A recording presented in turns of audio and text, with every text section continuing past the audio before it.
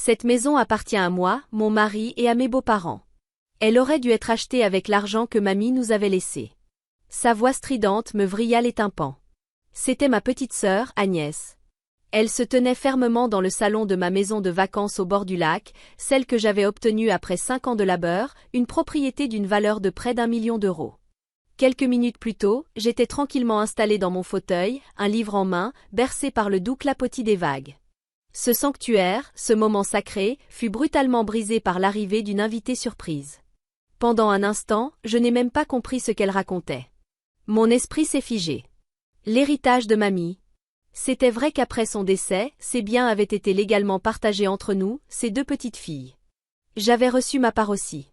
Mais quel rapport avec cette maison de vacances? Ce qu'on avait reçu ne suffisait même pas à couvrir une fraction de ce bien. Est-ce qu'elle pensait sérieusement que je lui avais volé quelque chose? De quoi tu parles, Agnès? J'ai acheté cette maison avec mes propres économies. J'ai mis de côté pendant 5 ans. Je n'ai pas touché un seul centime de ton argent. Ma réponse posait la fille ricanée. Menteuse, lâcha-t-elle d'une voix coupante. Tu ne peux pas avoir gagné autant honnêtement. Tu caches forcément une partie de l'héritage. C'est évident.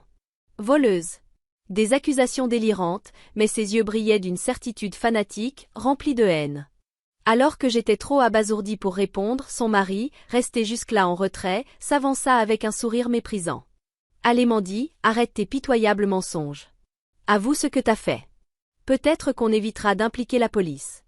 Il me détailla comme un objet, sa voix pleine de sarcasme. Fallait vraiment vouloir frimer, hein?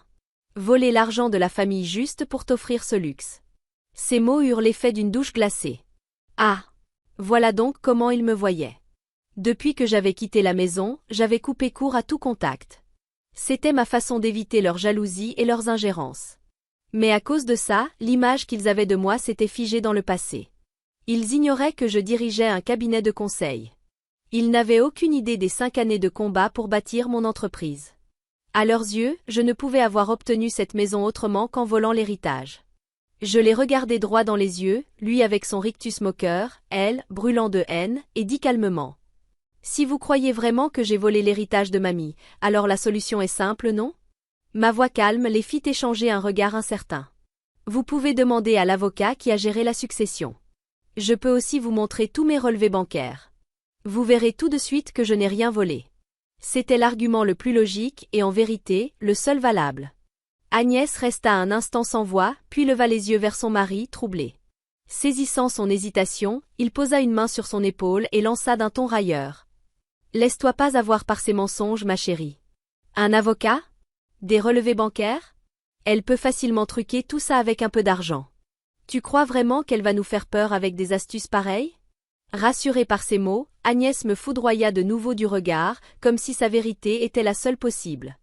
Avec encore plus d'assurance, il ajouta. On a des preuves solides que Mandy a gardé l'argent familial pour elle. Tes parents sont au courant. Ils témoigneront au tribunal s'il le faut. Une fois que ça partira en justice, elle ne pourra plus s'en sortir. Il ne précisa pas quelles preuves il prétendait avoir, mais parlait avec l'assurance de quelqu'un qui se croyait déjà victorieux.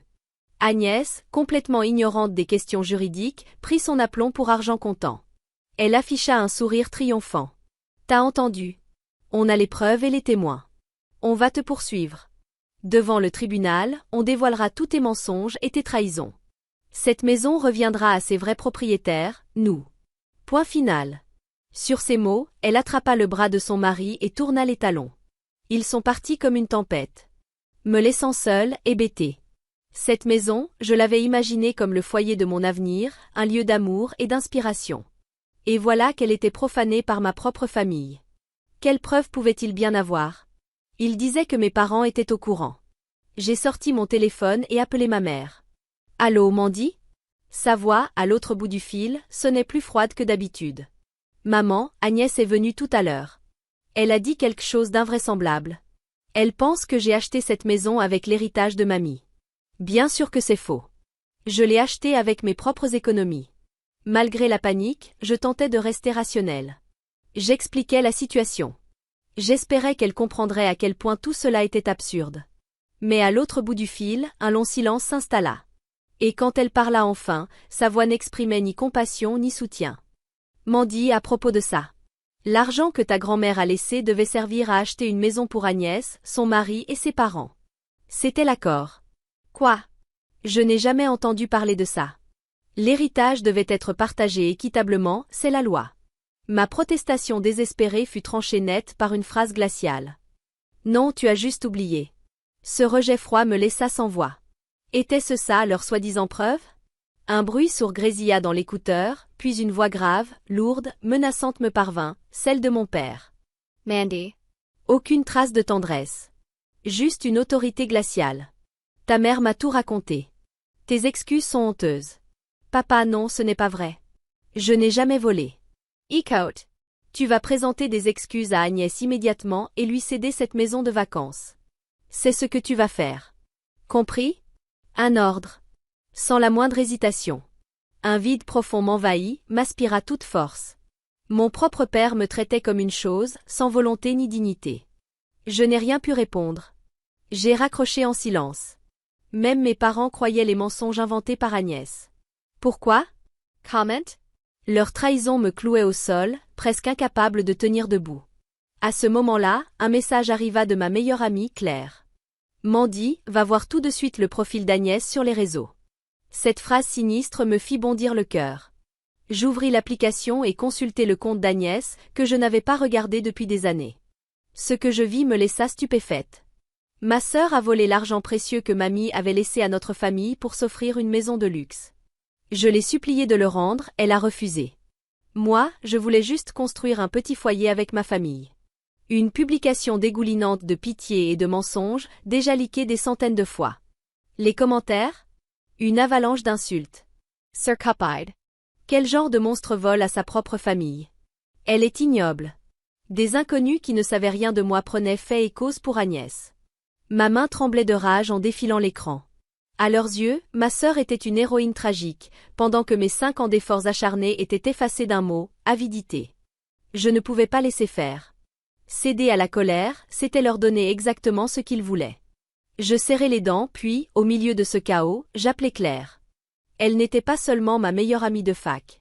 Elle était aussi la conseillère juridique de mon entreprise. Depuis le premier jour, elle m'avait soutenue, autant professionnellement qu'humainement. Elle décrocha avant même que ça ne sonne une deuxième fois. Mandy, tu as vu le poste, n'est-ce pas? Dès que j'entendis sa voix, une boule me monta à la gorge. Les larmes menaçaient de couler. Je l'ai vu. Claire, qu'est-ce que je vais faire? Tout est faux. Agnès est venue ici et papa, maman, ils sont tous de son côté. Ma voix se brisa. Claire resta silencieuse, me laissant reprendre mon souffle. Puis, calmement mais fermement, elle parla. Je sais. Je savais que tu m'appellerais. C'est normal d'être bouleversé. Mais tu ne peux pas te laisser engloutir. On va avancer, une étape à la fois. Raconte-moi tout. Je pris une profonde inspiration et lui décrivis tout, la visite d'Agnès, les insultes de son mari, l'appel glaçant de mes parents. Un silence suivit, puis sa voix, nette, tranchante. Ce n'est plus une dispute de famille. Tu peux venir à mon cabinet tout de suite? Il faut qu'on élabore une stratégie. J'arrive. Sa voix posée m'aida à retrouver un semblant de contrôle. J'attrapai mes clés et sortis précipitamment de la maison. Quand j'arrivai à son bureau, Claire me tendit une tasse de café chaud, s'assit face à moi et me fixa droit dans les yeux. Ce n'est pas une simple querelle familiale. C'est une diffamation grave, une tentative de chantage. Tu es prête à te battre, Mandy? Me battrai? Oui. C'est ta famille. Mais tu ne dois pas reculer. Il va falloir aller jusqu'au bout. Son regard inébranlable me fit avaler difficilement ma salive. J'avais encore des doutes, mais il n'y avait plus d'autre chemin pour protéger ma vie, ma dignité. Je hochai la tête. Je vais me battre. Aide-moi, Claire. Bien sûr. Tu n'es pas seule. Et on va gagner. Ces mots furent comme un rayon de lumière dans les ténèbres. D'abord, cet accord verbal familial dont il parle n'a aucune valeur juridique. Claire l'affirma sans la moindre hésitation. Dans son bureau, nous avons commencé à bâtir une stratégie claire. L'essentiel, c'est de mettre tes émotions de côté et d'accumuler des faits et des preuves. Les juges ne jugent pas les larmes, seulement les données concrètes. Ihr comprennt. Alors, que faut-il que je rassemble? Tous les documents des 5 dernières années montrant d'où vient ton argent, fiche de paie, bilan de ton entreprise, relevé bancaire, compte épargne. Il faut prouver sans faille que les 1 million d'euros ayant servi à acheter cette maison proviennent uniquement de ton travail et en rien de l'héritage. Ces consignes étaient claires. Je suis retournée à mon entreprise et ai sorti un gros dossier de l'armoire au fond du bureau. Dans ce dossier se trouvaient les preuves de mon labeur. Tout ce que j'avais construit depuis le premier jour de mon entreprise. En tournant chaque page, les épreuves des 5 dernières années me revenaient en mémoire. Et se transformaient en une certitude inébranlable, c'était ma vie. Et personne ne me l'apprendrait. Quelques jours plus tard, une grosse enveloppe du tribunal arriva dans ma boîte aux lettres. Une plainte officielle. Mes mains tremblaient en l'ouvrant, et là, sur la ligne plaignant, figuraient les noms d'Agnès, son mari, mon père et ma mère. Ma propre famille m'attaquait en justice. Ils sont sérieux. Quand je montrai la plainte à Claire, elle la parcourut sans sourciller. Très bien.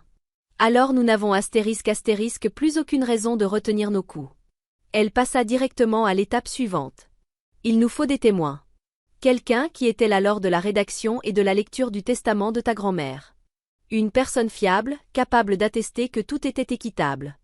2 noms me vinrent immédiatement à l'esprit, mon oncle, le frère cadet de mon père, et son fils, mon cousin. Mamie avait toujours eu une confiance absolue en mon oncle. Je pris une grande inspiration et composai son numéro. Mandy ? Qu'est-ce qu'il se passe ? Tu vas bien ? Sa voix douce, que je n'avais pas entendue depuis si longtemps, m'apaisa un instant. J'ai rassemblé mon courage et lui ai tout expliqué, la plainte, les accusations, mes propres parents impliqués. J'entendis son souffle se bloquer à l'autre bout du fil. Après un long silence, sa voix se fit lourde, grave. Incroyable.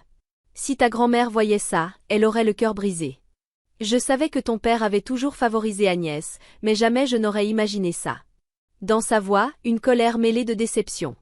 Mandy, ne t'inquiète pas. Son ton se raffermit soudain. Tellement que je le sentis dans tout mon corps. Je sais que tu dis la vérité. Et si tu as besoin d'un témoignage, je me présenterai au tribunal sans hésiter. Et mon fils, Élie, se souvient parfaitement du contenu du testament. Je suis sûre qu'il t'aidera aussi. Une chaleur monta dans ma poitrine. Oui, j'avais encore des alliés. Des vrais. Puis la voix de mon oncle baissa, comme s'il allait me confier un secret gardé depuis des années. Mandy, je ne te l'ai jamais dit, mais ton père, il a déjà essayé de faire pression sur ta grand-mère pour qu'elle modifie son testament, afin qu'Agnès reçoive une part plus importante. Quoi ? Évidemment, elle a refusé. Elle m'a dit, mes enfants sont tous égaux, et elle n'a jamais cédé. Mais ton père, il a gardé cette rancune pendant des années. Ce qui arrive aujourd'hui, c'est peut-être cette rancune qui explose. Un passé que j'ignorais, et une ténacité qui me glaça le sang. Ce n'était plus une simple jalousie de ma sœur. Quelque chose de plus sombre, de plus profond, rongeait ma famille. Avec le soutien promis de mon oncle et de mon cousin, Claire et moi avons finalisé notre stratégie. Quelques jours avant l'audience, Claire et moi sommes allés au tribunal pour une dernière réunion. En marchant dans le couloir, nous sommes tombés nez à nez avec un groupe que je connaissais trop bien. Agnès, son mari, et mes parents. Leur avocat marchait à leur côté. L'air se figea. Mon père me lança un regard noir. Ma mère détourna les yeux. En passant, le mari d'Agnès se pencha vers moi et murmura assez fort pour être entendu. « Prépare ton petit dernier numéro désespéré. Pas que ça changera quoi que ce soit. » Je me suis arrêtée. Lentement, je me suis tournée vers lui. « Je vais vous faire comprendre. » Ma voix glaciale coupa court à leur faux sourire. Cette maison est à 100% à mon nom, achetée avec mes propres revenus. Pas un seul centime de l'héritage n'a été utilisé. Et après-demain, ici même, dans cette salle, je vous présenterai chaque preuve irréfutable. Préparez-vous. Le silence s'abattit dans le couloir. Aucun d'eux ne réagit. Ils s'éloignèrent rapidement. À côté de moi, Claire posa doucement une main sur mon épaule. Bien parlé, Mandy. Maintenant, tout ce qu'il nous reste, c'est de dire la vérité devant le tribunal. Et elle avait raison. Je n'avais plus l'intention de reculer d'un seul pas. Le jour du procès, j'étais assise à côté de Claire, à la table de la défense. Mon cœur battait à tout rompre et pourtant, étrangement, je n'avais pas peur. Quand l'audience débuta, je regardais calmement ma famille de l'autre côté de la salle. Mon père, bras croisés. Ma mère, les yeux rivés sur ses genoux. Et Agnès, me fusillant du regard, les yeux pleins de larmes. Leur avocat se leva avec un air dramatique et lança un plaidoyer rempli d'émotions sur un prétendu accord familial verbal et une soi-disant trahison. Mon père répéta ces accusations absurdes. C'était implicite. Elle savait ce qu'on attendait d'elle, parce qu'on est une famille. Ma mère, en larmes, insista. Je voulais juste qu'Agnès soit heureuse, comme on l'avait promis. Agnès, quant à elle, joua à merveille le rôle de l'héroïne brisée. Ma sœur ne m'a pas seulement volé de l'argent. Elle m'a volé mes rêves. Ce théâtre émouvant tira quelques soupirs compatissants dans la salle. Mais Claire et moi restions impassibles. Puis, quand Agnès retourna s'asseoir, Claire se leva. Sa seule présence fit changer l'atmosphère de toute la salle. Votre honneur. Sa voix n'était pas forte, mais elle résonnait clairement. Les plaignants n'ont présenté que des arguments émotionnels. Nous présenterons uniquement des faits et des preuves. Puis elle appela le premier témoin, mon oncle. Quand Claire l'interrogea sur le testament, il répondit d'une voix ferme. Le testament était extrêmement simple. Tout devait être partagé de façon équitable. Aucune clause spéciale. Aucun accord parallèle. Rien d'autre n'a jamais été écrit. Dans le camp adverse, un malaise s'installa. Claire enchaîna sans ralentir. Est-il vrai que le père de Mandy a tenté de convaincre la grand-mère de modifier son testament avant son décès? Mon oncle ferma brièvement les yeux, avec douleur. Puis il regarda le juge droit dans les yeux et répondit. Oui. Malheureusement, mon frère l'a pressée à plusieurs reprises pour qu'elle lègue davantage à Agnès. Mais attachée à l'équité avant tout, elle a toujours refusé. Un silence pesant tomba dans la salle d'audience. Le visage de mon père vira au rouge, ses poings se crispèrent. Ma mère cacha son visage, tremblante. Agnès, stupéfaite, regardait tour à tour nos parents et mon oncle.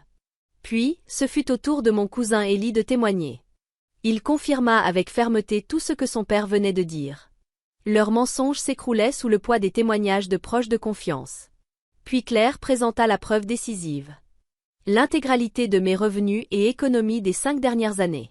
Ces documents démontraient clairement que les 1 million d'euros ayant servi à l'achat de la maison provenaient exclusivement de mon travail personnel. Le juge feuilleta le dossier sans un mot. Mon père pâlit. Ma mère baissa la tête. Face à des faits solides et irréfutables, leurs mensonges n'avaient aucune défense. Après avoir étudié tous les documents, le juge releva enfin les yeux. Et comme prévu, Claire porta le coup final. Votre honneur, nous avons une dernière pièce à verser au dossier, révélatrice du comportement malveillant des plaignants.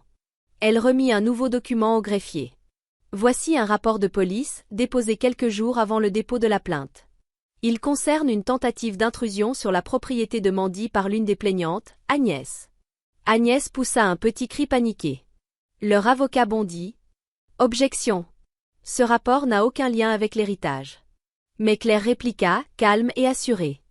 Au contraire, il est tout à fait pertinent. Ce document prouve que les plaignants ont agi en toute conscience de ne détenir aucun droit légal, tout en prétendant le contraire.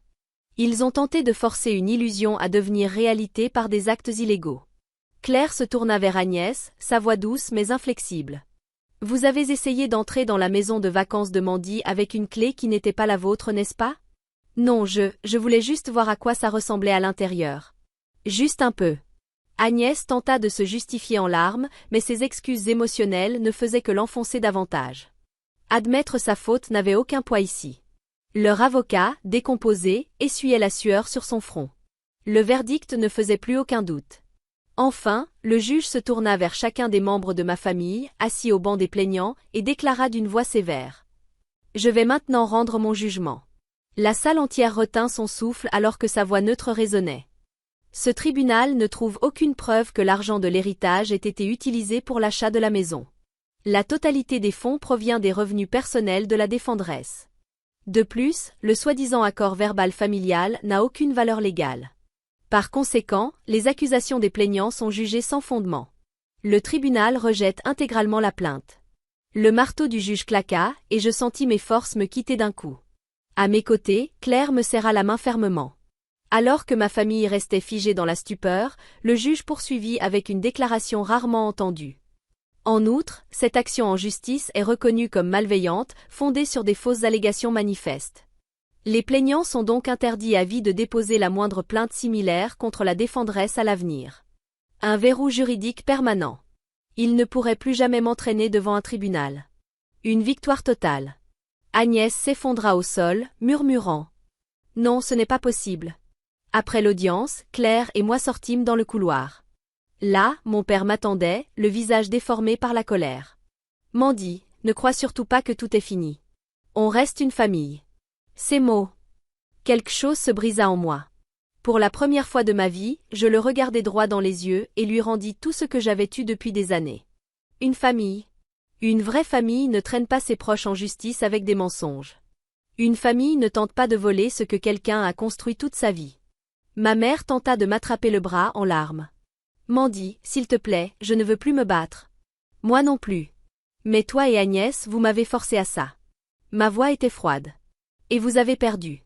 Je leur tournai le dos et partis aux côtés de Claire. Sur le chemin du retour, je regardais par la fenêtre, l'esprit vide. C'est vraiment fini, n'est-ce pas?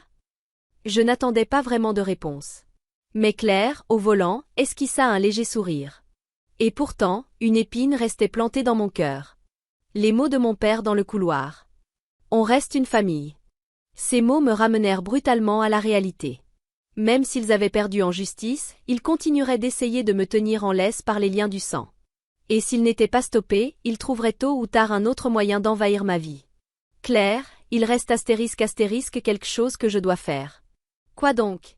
Je veux rompre les liens, légalement, définitivement. Je veux m'assurer qu'ils ne puissent plus jamais m'approcher ni moi ni cette maison. Comprenant ma détermination, Claire entama immédiatement les démarches pour obtenir une ordonnance d'éloignement. Gagner le procès n'était pas la fin. Les exclure définitivement de ma vie, c'était la vraie victoire. Quelques jours plus tard, l'ordonnance fut approuvée. Mon père, ma mère, Agnès et son mari avaient désormais l'interdiction légale de s'approcher à moins de 100 mètres de ma maison, de mon entreprise ou de ma maison de vacances au bord du lac. Quand j'ai tenu le document officiel dans mes mains, j'ai senti pour la première fois que tous ces mois de souffrance avaient enfin porté leurs fruits. Ce week-end-là, alors que je me reposais à la maison de vacances, j'ai reçu un appel de mon oncle. D'une voix hésitante, il m'a raconté ce qui s'était passé après du côté de ma famille. Comme la vérité avait éclaté de manière si nette au tribunal, mes parents avaient été totalement mis à l'écart par le reste de la famille élargie. Personne ne soutient les menteurs. Mais la nouvelle la plus choquante concernait Agnès. Son profil sur les réseaux sociaux, c'est un champ de ruines, m'a dit mon oncle. Certaines de ses amies, qu'elle avait expressément invitées à assister au procès pour qu'elle la plaigne, étaient dans la salle. Et elles avaient vu de leurs propres yeux chacun de ces mensonges s'effondrer. À peine l'audience terminée, sa section de commentaires a explosé. Menteuse. C'est toi la voleuse. Je te croyais, je te soutenais. Comment t'as pu? Une avalanche d'accusations. La façade de pauvre héroïne trahie qu'Agnès avait bâtie pendant des années s'est effondrée en une journée. Ses anciens défenseurs se retournèrent contre elle, et elle perdit tout, jusqu'à la confiance de ses propres amis. Finalement, Agnès n'eut d'autre choix que de supprimer entièrement son compte. Et le pire, c'est que son mari l'abandonna. Il n'était resté avec elle que dans l'espoir d'obtenir la maison de vacances. Maintenant que ce rêve s'était envolé, il demanda le divorce sans hésiter. Pire encore, son adultère, entamé bien avant le procès, fut révélé au grand jour. Agnès se retrouva plongée dans une procédure de divorce longue, sale et amère. Ses beaux-parents, qui espéraient eux aussi profiter de ses futurs biens, lâchèrent l'affaire. Elle perdit tout, mariage, réputation, statut social. Agnès sombra dans une profonde dépression et s'enferma dans sa chambre. Une fin pitoyable, née des graines qu'elle avait elle-même semées. Mais moi, je ne ressentais aucune pitié. Ils avaient menti. Blessés. Tout ça pour servir leurs intérêts. Ce qui leur arrivait, c'était simplement la conséquence naturelle de leur choix.